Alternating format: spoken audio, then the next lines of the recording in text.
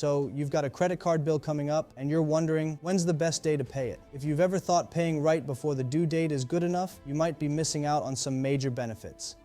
What if I told you that paying just a few days earlier could actually boost your credit score? Don't believe me? Stick around and I'll break down why the exact timing could make such a big difference in your financial life. The importance of paying on time. We all know that missing a payment is a huge deal. The consequences are pretty harsh. Late fees, penalties, and a nasty hit to your credit score that could stick around for a while. But here's the surprising part. Simply paying by the due date might not be enough to keep your credit score in top shape. Why?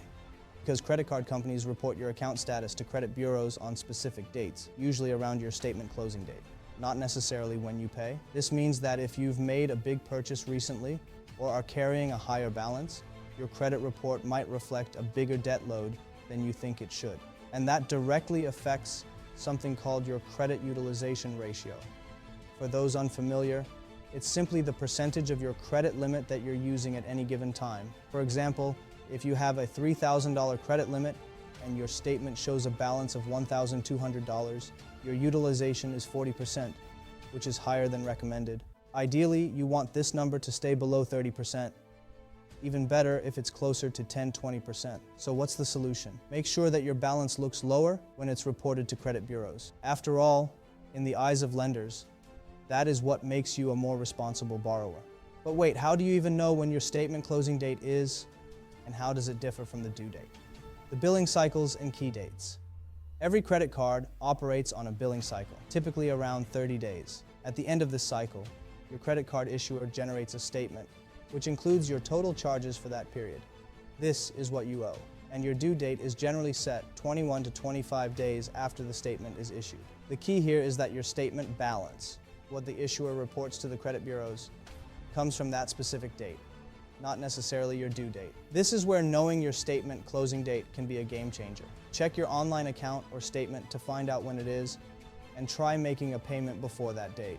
Sounds good in theory, but how does it actually work in practice? Let's look at an example. Imagine your credit card billing cycle wraps up on the 25th of each month, and your payment due date is on the 12th of the next month. By the 23rd, you've racked up a balance of $1,500 on a $2,000 credit limit. Now, if you decide to wait until right before the due date to pay off that balance, what happens? Well, your card issuer might report that $1,500 balance to the credit bureaus before you can pay it off. Your credit utilization is a high 75% in this case. But let's say, instead of waiting until the due date, you pay off $1,000 by the 24th, before the billing cycle ends. Now, when your statement closes on the 25th, only $500 of that balance is reported to the credit bureaus. Suddenly, your credit utilization drops down to 25%, a massive improvement, right? This shift can be especially helpful if you're planning to apply for a loan or a mortgage soon, as a lower utilization ratio